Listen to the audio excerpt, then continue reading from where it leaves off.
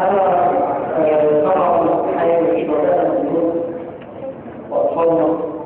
اللي ماتوا محمولين ونحط لهم الناس لكل شهر على ذلك.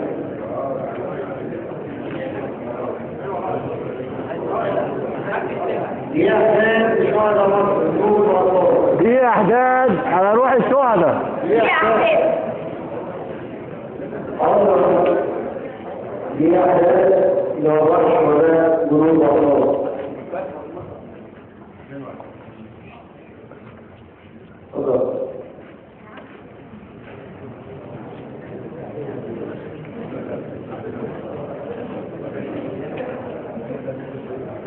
أول حاجتين الشهداء لأطفال الجنود شهداء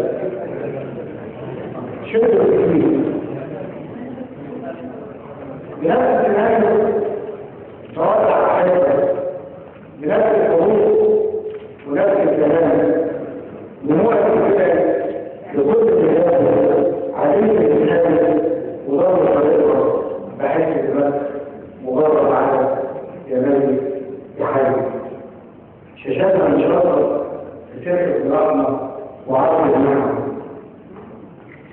محارب الجهاز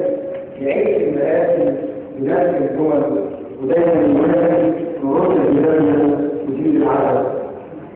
أم الأمة دموع الكرامة اليوم اللي يرجع صراعهم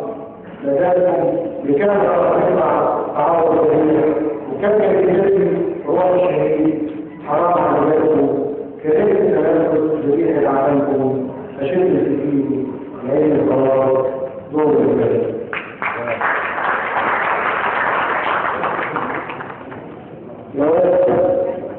من عالم الناس يوم يهودا يقول الكتاب يا أهل الناس فين الألم وفين القرآن هو العرب زي ما نحن الناس معلوم هو الغاية الناس وعرض الوسطى عشان لسه ولا تقطع عنهم زي كان الزنوب يكون معايا كان الزنوب يكون معايا هو يطلع عنه الزمن او حرقين بالنوع والهم ومين يوم الاشياء الثانية يمكن يكون مولين ومين يوم الاشياء الثانية يمكن يكون مولين والإخوان يمكن شباب على أسيسة أو الرابط أو العالم منه هي شباب لكن الزمن لا يضعهم سنة الروح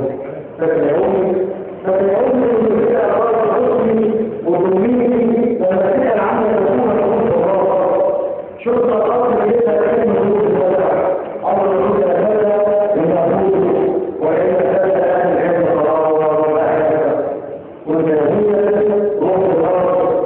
كثيرين كانوا يسمي والمكان هذا على الرسول